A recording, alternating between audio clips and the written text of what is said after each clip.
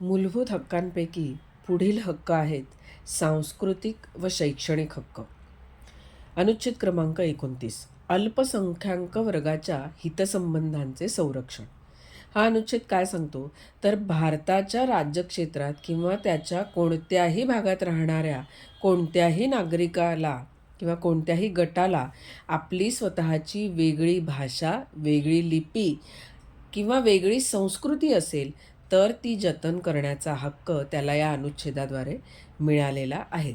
तसंच राज्याकडून चालवल्या जाणाऱ्या किंवा राज्याच्या निधीतून सहाय्य मिळत असणारी कुठलीही शैक्षणिक संस्थेमध्ये कुठल्याही नागरिकास केवळ धर्म, वंश, जात, भाषा या किंवा यापैकी कुठल्याही कारणावरून प्रवेश नाकारला जाणार नाही. हा झाला अनुच्छेद क्रमांक 29. आणि अनुच्छेद क्रमांक 30, शैक्षणिक संस्था स्थापण्याचा व त्यांचे प्रशासन करण्याचा अल्पसंख्याक वर्गाचा हक्क. हा अनुच्छेद काय सांगतो तर धर्म किंवा भाषा या निकषानुसार अल्पसंख्याक असलेल्या सर्व वर्गांना आपल्या पसंतीच्या शिक्षण संस्था स्थापण्याचा आणि त्यांचं प्रशासन करण्याचा हक्क असेल.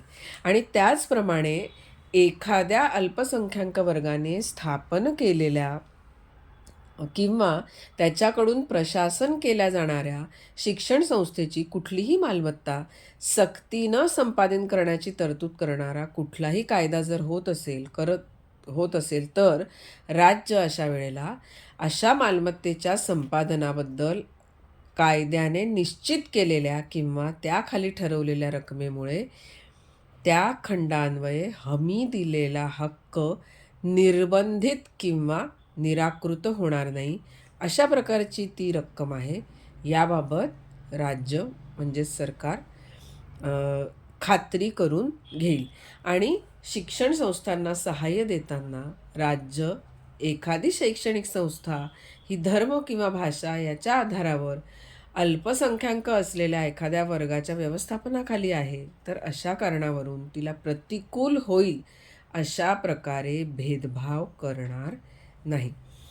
तर हे होते सांस्कृतिक आणि शैक्षणिक हक्क.